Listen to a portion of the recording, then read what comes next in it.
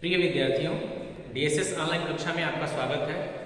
आज हम सभी हिंदी व्याकरण के अंतर्गत क्रिया का अध्ययन करेंगे, जिसमें क्रिया का अर्थ क्या है, क्रिया की परिभाषा क्या है और क्रिया के कितने भेद होते हैं, उनका हम क्रमबद्ध तरीके से अध्ययन करेंगे।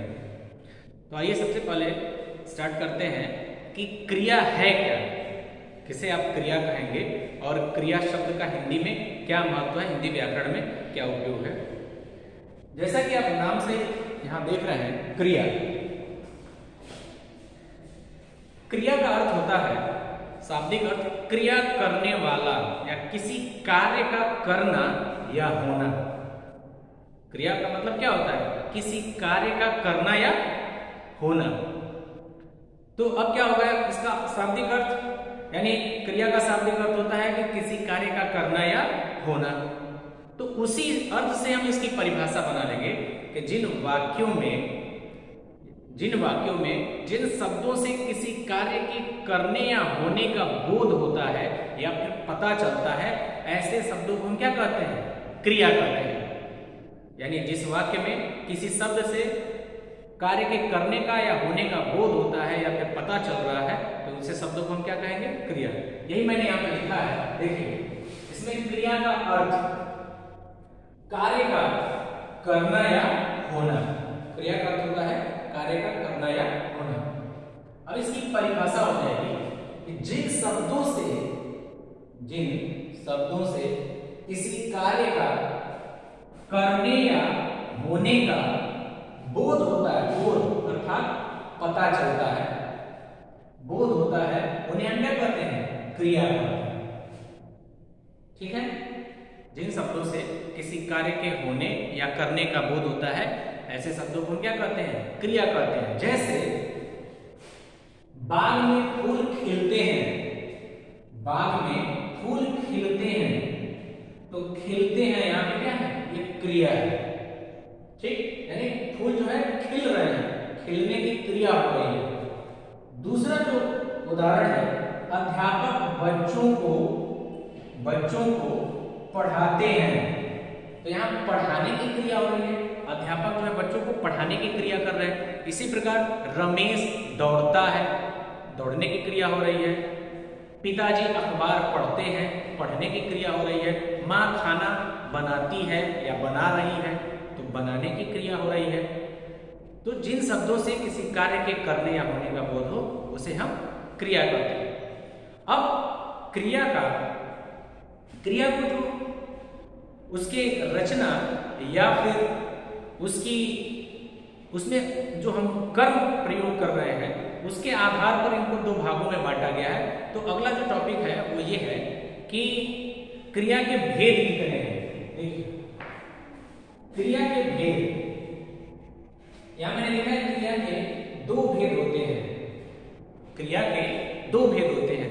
एक विभाजन जो उसका किया गया है कर्म के आधार पर किया गया है, और दूसरा जो विभाजन किया गया है वो संरचना या फिर रचना के आधार पर भी कहीं कहीं दिया, रचना के आधार पर उसको विभाजित किया गया है कि क्रिया के कितने विभाजन होने चाहिए। तो सबसे पहले हम पढ़ेंगे कर्म के आधार पर क्रिया का विभाजन कितने आधार पर किया, कितने भागों में किया गया है, और उसको उदाहरण सहित मैं समझाने का प्रयास करूंगा आपको। देखिए क्रिया के दो भेद होते हैं, पहला कर्म के आधार पर और दूसरा रचना के आधार पर। यानी क्रिया का विभाजन किया गया है कर्म के आधार पर, क्रिया का जो कर्म है उसके आधार पर, और दूसरा उसकी रचना या फिर संरचना कह सकते हैं के आधार पर जो है उसको बांटा गया है। इसमें पहला है, ध्यान से देखिए कि कर्म के आधार पर क्रिया के भेद या कर्म के आधार पर क्रिया का विभाजन। तो कर्म के आधार पर क्रिया को दो भागों में बांटा गया है। इसमें पहला है अकर्मक क्रिया, अकर्मक, और दूसरा है सकर्मक क्रिया। तो यहां अगर मैंने बताया था आपको कि अगर कोई भी परिभाषा आपको बनानी हो, समझनी हो, तो सबसे पहले उस शब्द का अर्थ जानने का प्रयास कीजिए।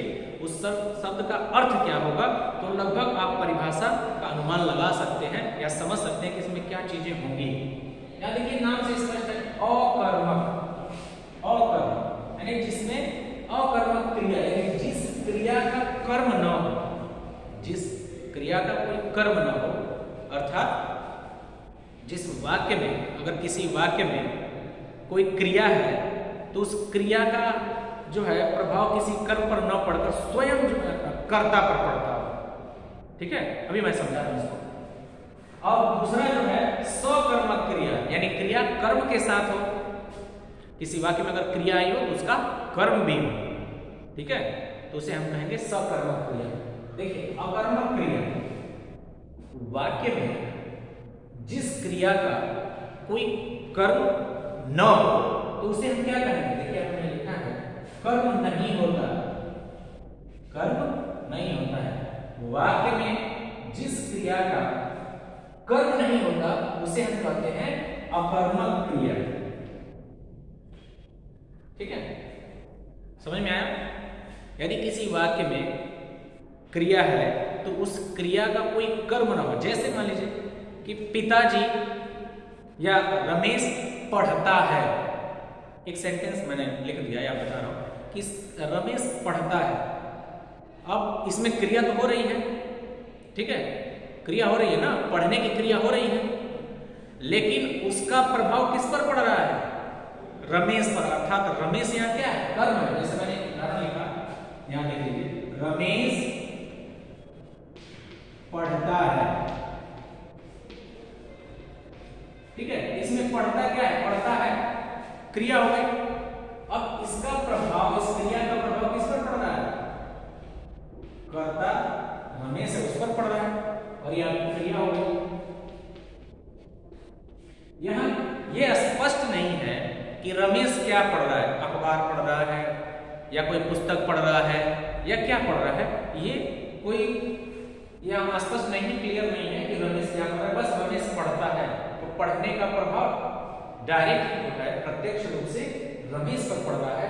और अर्थात यहाँ पे कर्ता पर प्रभाव पड़ रहा है क्रिया का, कोई कर्म नहीं है, इसलिए क्या होगा? ये वाक्य क्या होगा? अकर्मक। अकर्मक। ठीक है, ये वाक्य क्या होगा? अकर्मक।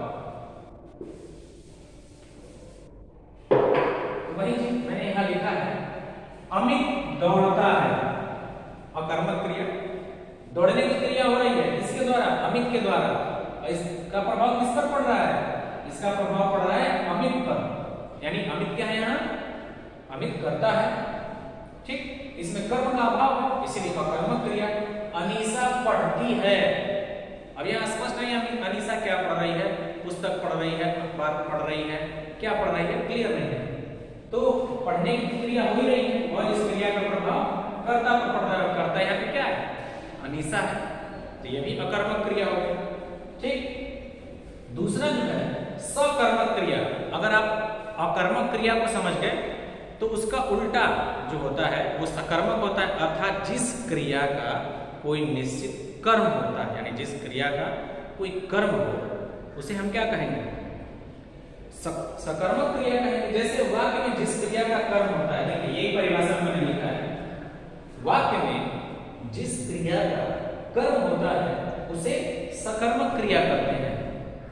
यानी क्रिया कर्म के साथ आई। जैसे अब मान लीजिए मैंने एक उदाहरण बताया था कि रमेश पढ़ता है, ये क्या है? अकर्मक क्रिया है। अब मैं यही कह दूं कि रमेश समाचार पत्र पढ़ता है। ठीक है, तो रमेश अब क्या पढ़ रहा है? जो पढ़ने का प्रभाव है, जो क्रिया पढ़ना यहाँ पे किस पर उसका प्रभाव पड़ रहा है? अखबार पर। ठीक है, यानी कर्म है उसका, तो वो सकर्मक क्रिया हो जाएगी। जैसे अगर ये कह दें कि रमेश फल खा रहा है, तो खा रहा है ये क्रिया हो गई, खाने की क्रिया हो रही है। अब उस खाने की क्रिया का प्रभाव किस पर पड़ रहा है? फल पर पड़ रहा है, क्योंकि फल जो है कम होता जा रहा है, प्रभाव में दिख रहा है ना उस पर। तो इसलिए जो है यहाँ पर क्रिया का प्रभाव कर्ता पर न पड़कर फल पे पड़ रहा है। जैसे अगर उदाहरण लेना कि रमेश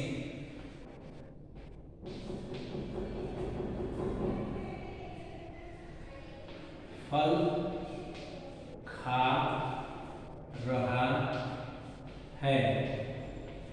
ठीक है, तो यहां देखिए खा रहा है, ये क्रिया हो गई, क्रिया। ठीक। और खाने का प्रभाव किस पर पड़ रहा है? फल पर, कर्म हो गया। और किसके द्वारा हो रहा है? रमेश। रमेश यहाँ पे क्या है? करता है। तो ये क्रिया यहाँ पर आई है, लेकिन किसके साथ? कर्म के साथ। इसलिए जो ये वाक्य होगा उसे हम क्या कहेंगे? सकर्मक। सकर्मक, क्योंकि इसमें कर्म है यहाँ। ठीक है, यही बात इसमें कही गई है। सकर्मक क्रिया वाक्य में जिस क्रिया का कर्म होता है उसे हम सकर्मक क्रिया कहते हैं। या दूसरे शब्दों में हम ये कह सकते हैं कि जिस वाक्य में क्रिया का प्रभाव कर्ता पर न पड़कर कर्म पर पड़ता है, तो ऐसे वाक्य को हम क्या कहते हैं? सकर्मक क्रिया कहते हैं, सकर्मक वाक्य कहते हैं। उदाहरण मैंने यहाँ लिखा है, पिताजी समाचार पत्र पढ़ रहे हैं। पढ़ने की क्रिया हो रही है, उसका प्रभाव किस पर पड़ रहा है? समाचार पत्र पर। और पिताजी यहाँ पे क्या है? करता है। दूसरा उदाहरण है, माँ खाना बना रही है। बना रही है, बनाने की क्रिया हो रही है, और क्या? खाना। ठीक। हाँ, एक चीज और इसकी पहचान है कि अगर आप क्रिया से पहले क्या लगाते हैं, क्या लगाकर आप प्रश्न करते हैं, तो कर्म को ढूंढ सकते हैं। अगर जवाब मिले तो जो है वो कर्म है, अगर जवाब नहीं मिलता है तो क्या है? अकर्मक क्रिया है। ये भी है। एक बात इसमें और आया है जो आपको मुझे बताना चाहिए, इतना तो आपको समझ में आ गया होगा, नहीं मैं बता दे रहा हूं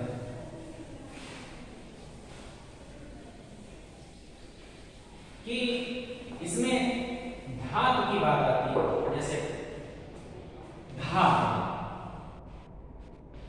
धातु किसे कहा जाता है? ठीक। क्रिया का जो मूल रूप होता है उसको हम धातु कहते हैं। क्रिया का मूल रूप, मूल रूप धातु कहलाता है। क्रिया का मूल रूप अब क्या है? जैसे मान लीजिए पढ़, लिख, खा, गा।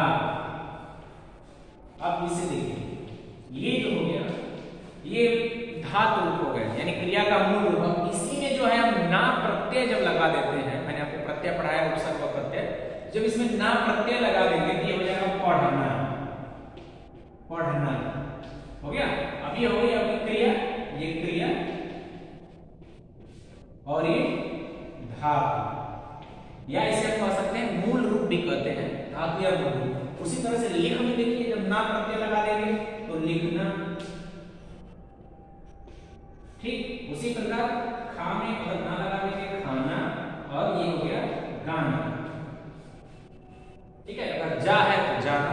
तो ये हो गई क्रिया की मूलावस्था, इसको कहते हैं। और ये है क्रिया की सामान्य अवस्था, यानी सामान्य है, और ये मूल रूप इसका है, जिसे हम धातु रूप कहते हैं। पढ़ से पढ़ा है, बना है पढ़ना, लिख से लिखना, खा से खाना, गा से गाना। तो आज के लिए इतना ही। उम्मीद है आपको समझ में आया होगा। इसके बाद से अगले वीडियो में, नेक्स्ट जो वीडियो होगा उसमें हम लोग पढ़ेंगे जो क्रिया का दूसरा भेद है, जिसे हम रचना के आधार पर या फिर संरचना के आधार पर विभक्त करते हैं, तो उसका अध्ययन करेंगे। आज के लिए इतना ही। धन्यवाद। अगर आप नोट करना चाहें तो यहाँ से नोट भी कर सकते हैं।